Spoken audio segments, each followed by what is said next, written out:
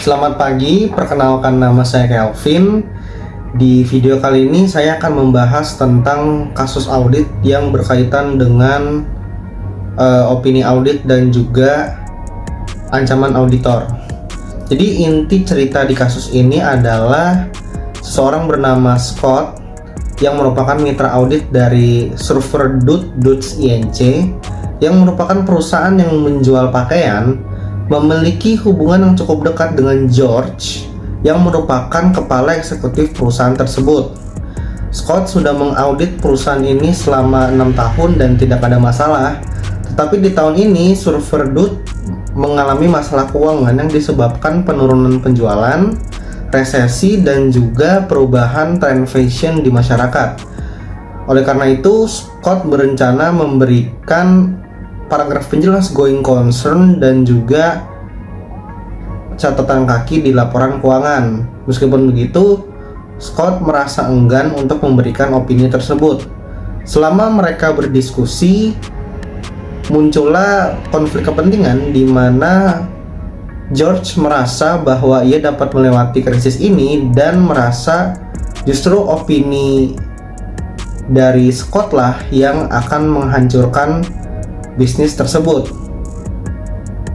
Di satu sisi, Scott sebagai auditor harus memberikan paragraf penjelas going concern karena perusahaan sudah menunjukkan adanya kemungkinan tidak dapat melanjutkan operasional bisnisnya.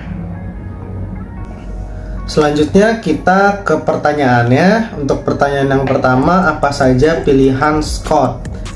Jadi di sini pilihan Scott pada awalnya adalah memberikan opini wajar tanpa pengecualian dengan paragraf penjelas going concern atas temuannya yang menunjukkan bahwa Surferdut ini mengalami penurunan penjualan yang disebabkan resesi dan juga perubahan tren fashion di masyarakat.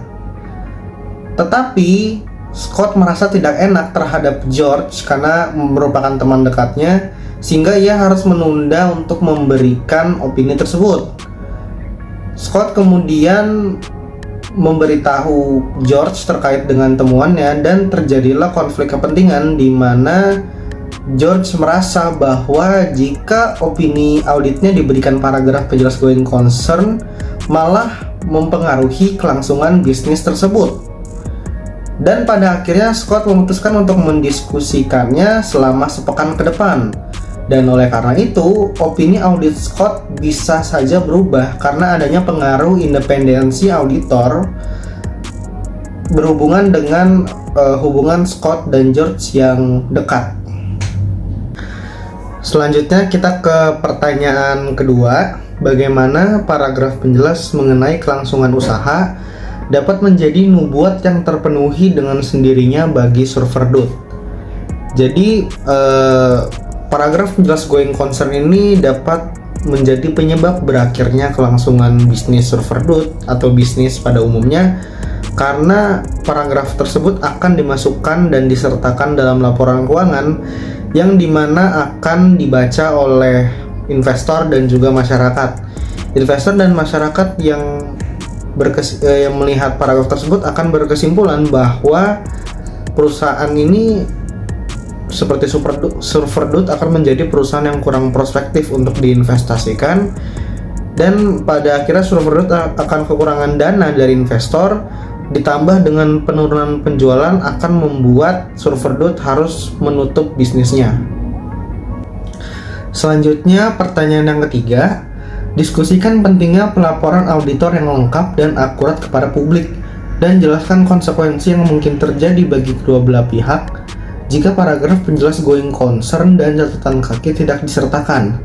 Bagaimana cara Scott meyakinkan George bahwa laporan kelangsungan usaha adalah demi kepentingan terbaik semua pihak yang terlibat? Jadi di sini kita bahas dulu pentingnya pelaporan auditor yang lengkap dan akurat kepada publik.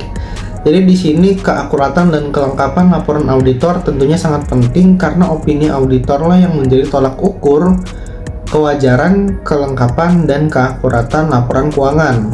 Opini auditor juga akan menjadi alat validasi dan konfirmasi bahwa laporan keuangan sudah mencerminkan keadaan yang sebenarnya dan bebas dari salah saji material. Opini auditor juga akan mempengaruhi investor dan pengguna informasi lainnya dalam pengambilan keputusan. Selanjutnya kita bahas konsekuensi yang mungkin terjadi bagi kedua belah pihak jika paragraf penjelas going concern dan catatan kaki tidak disertakan. Jadi satu hal yang pasti dari Surverdut sendiri telah menyajikan laporan keuangan yang tidak lengkap dan tidak mencerminkan keadaan sebenarnya, sehingga membuat investor ragu akan kondisi keuangan perusahaan. Di satu sisi, Scott sebagai auditor telah memberikan opini audit yang tidak tepat karena dipengaruhi oleh keakrabannya dengan George yang mempengaruhi independensi auditor. Pada akhirnya baik George dan juga Scott telah merusak reputasinya sendiri dengan melakukan tindakan yang tidak profesional dan melanggar etika profesi. Selanjutnya kita bahas bagaimana cara Scott meyakinkan George bahwa laporan kelangsungan usaha adalah demi kepentingan terbaik semua pihak yang terlibat. Ya, jadi caranya adalah dengan menjabarkan dampak-dampak apa saja yang dapat terjadi jika perusahaan menerbitkan laporan keuangan yang tidak real yang akan mempengaruhi keberlangsungan usaha ke depannya. Yang diinginkan George adalah menutupi masalah keuangan perusahaan yang pada akhirnya yang sebenarnya hanya menunda waktu kebangkrutan saja. Selain itu, jika dampak ini meluas, akan terjadi penyelidikan dan pada akhirnya akan terungkap tindakan yang dilakukan perusahaan dan juga auditor. Selanjutnya kita ke pertanyaan keempat. Implikasi potensial apa yang muncul bagi kantor akuntan jika mereka menerbitkan laporan wajar tanpa pengecualian, tanpa paragraf penjelas kelangsungan usaha?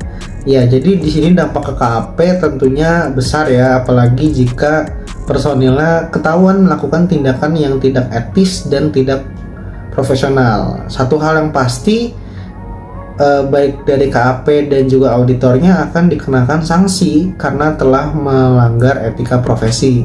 Dan karena mereka telah melanggar etika profesi, maka di mata masyarakat, KAP dan auditor ini, contohnya seperti Scott ini, memiliki reputasi yang buruk sehingga mempengaruhi kinerja dan juga pekerjaan mereka. Mungkin seperti tidak ada yang mau memakai KAP ini lagi gitu ya. Selanjutnya adalah pertanyaan kelima. Faktor-faktor apa saja yang dapat memotivasi Scott untuk bersifat objektif dalam pengambilan keputusan terlepas dari kepedulian pribadinya terhadap temannya? Di sini faktor yang pertama adalah seorang auditor harus bisa menaati etika profesi yang ia jalani. Hal ini ditujukan untuk menciptakan kinerja yang profesional. Seorang auditor harus mempunyai sikap perilaku profesional, integritas, dan objektivitas yang baik agar tetap bisa skeptis terhadap masalah yang ia hadapi. Faktor yang kedua adalah Scott harus mempertimbangkan dampak jangka pendek dan jangka panjang terhadap keputusan yang ia ambil atau opini yang dia beri ya. Contohnya misalkan seperti pelanggaran etika yang akan mempengaruhi profesi dari Scott itu sendiri ke depannya. Selanjutnya faktor ketiga, Scott dapat mengatasi ancaman yang ada dengan baik. Jadi di sini meskipun Scott berteman baik dengan George, tetapi ia dapat mengatasi ancaman tersebut dengan tetap bersikap profesional dan berorientasi pada fakta yang ada. Selanjutnya adalah pertanyaan yang keenam. Apakah pantas bagi seorang partner audit untuk memiliki hubungan pribadi yang bersahabat dengan klien? Pada titik manakah hubungan pribadi dapat menjadi masalah independensi? Ya, jadi hubungan yang dekat antara auditor dengan klien dapat menimbulkan ancaman keakraban yang mempengaruhi independensi auditor. Oleh karena itu, auditor tidak disarankan untuk memiliki hubungan yang dekat dengan klien dan tidak boleh mengaudit klien yang memiliki hubungan dekat, karena dapat mempengaruhi pandangan dan keputusan auditor. Menurut saya, titik di mana sebuah hubungan pribadi sudah dapat mempengaruhi independensi adalah saat di mana aktivitas tersebut dapat mempengaruhi emosi, tindakan, dan juga keputusan auditor. Contohnya seperti makan bersama, bermain bersama, mengobrol bersama. memberikan hadiah atau barang yang mahal ataupun suap dengan nominal yang besar. Selanjutnya adalah pertanyaan yang ketujuh. Menurut pendapat Anda, apa yang seharusnya dilakukan oleh Scott? Jelaskan secara singkat posisi Anda dan jelaskan bagaimana Anda akan melakukan pendekatan pada George pada hari Senin. Jadi yang akan saya lakukan sebagai Scott adalah menjabarkan apa saja yang akan terjadi jika perusahaan menerbitkan laporan keuangan dan opini audit yang tidak transparan, seperti adanya ketidaktransparan informasi, lalu melakukan tindakan yang tidak etis dan juga menurunkan kepercayaan para investor.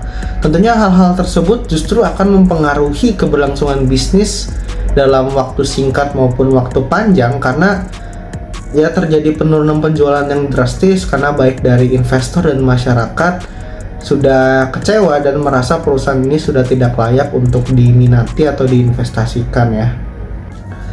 Selanjutnya adalah pertanyaan yang ke-8. Bagaimana skeptisisme profesional terkait dengan pertimbangan profesional? Jelaskan beberapa faktor yang mungkin mengaburkan skeptisisme profesional Scott. Jadi skeptisisme profesional ini adalah sikap auditor saat melakukan penugasan audit, di mana sikap ini mencakup pikiran untuk selalu mempertanyakan dan mengevaluasi secara kritis bukti audit yang ada. Jadi skeptisisme ini adalah sikap selalu curigaan. Sedangkan pertimbangan profesional adalah sikap auditor di mana ia harus mempertimbangkan dan mengevaluasi secara objektif faktor-faktor yang dapat mempengaruhi hasil audit pada akhirnya. Hal ini mencakup pertimbangan etika, standar, lalu ancaman, kepatuhan, dan juga integritas. Nah, hubungannya antara dua hal ini adalah dengan sikap yang selalu curigaan terhadap perusahaan, auditor dapat mempertimbangkan berbagai macam hal lebih mendalam, terutama jika ditemukan adanya temuan dan juga adanya tindakan dari perusahaan yang dapat mempengaruhi independensi auditor.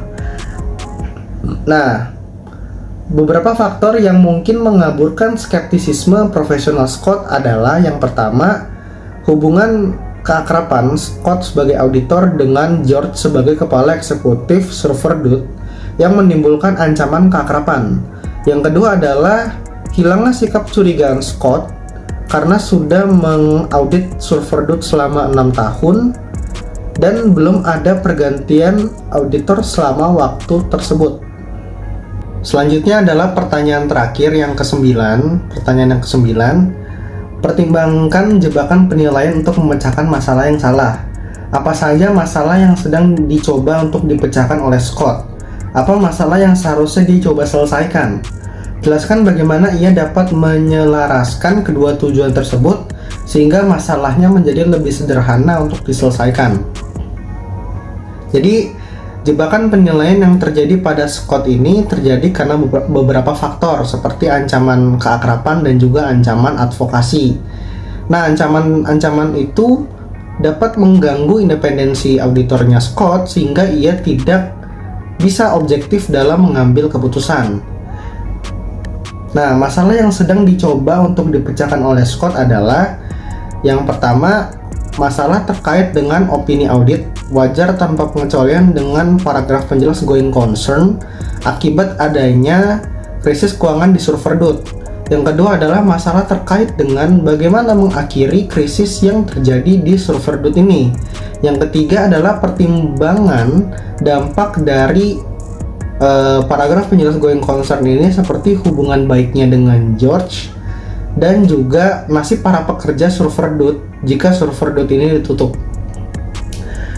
Selanjutnya, masalah yang seharusnya dia coba selesaikan adalah yang pertama, masalah terkait dengan opini auditnya, yaitu wajar tanpa pengecualian dengan paragraf penjelas going concern akibat adanya krisis keuangan yang terjadi di Silverwood. Yang kedua adalah masalah terkait dengan independensi auditornya yang dapat mempengaruhi hasil audit pada akhir nanti. Nah, relasi antara kedua tujuan tersebut adalah agar lebih mudah diselesaikan adalah dengan mengidentifikasi apa saja yang seharusnya diselesaikan oleh Scott sebagai auditor dan mengeliminasi yang bukan job desk-nya. Sebagai auditor, ia harus mengeliminasi dan menghilangkan masalah-masalah yang dapat mempengaruhi independensinya karena dapat mempengaruhi hasil auditnya nanti, termasuk hubungan baiknya dengan George dan juga ancaman-ancaman lain yang dapat mempengaruhi independensinya. Sekian pembahasan dari saya, terima kasih.